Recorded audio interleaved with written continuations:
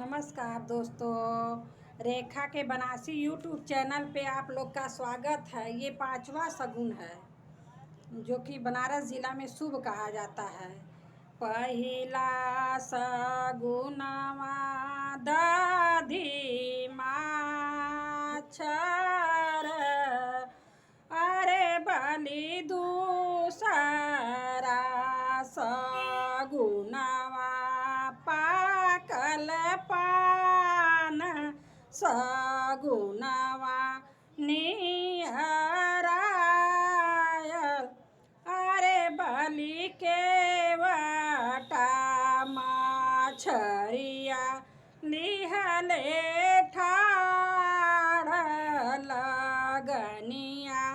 निहरायल, शगुनवा रे भला पाइला, अरे बलिया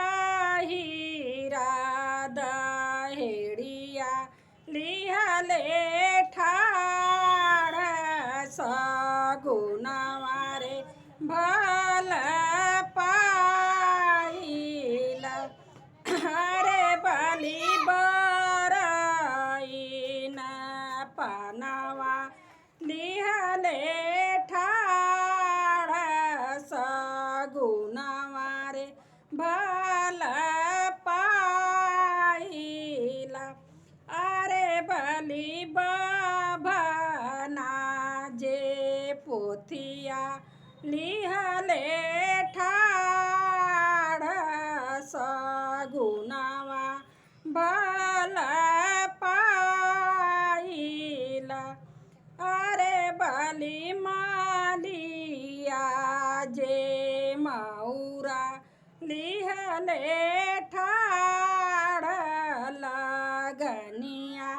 निहराइल, शगुनवा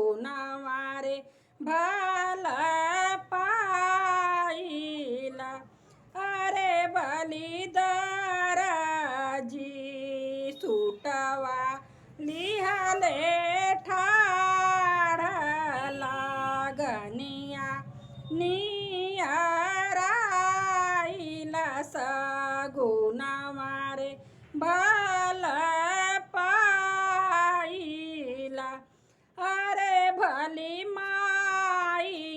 जे उरुदी लिहले ठाड़, शगुनवा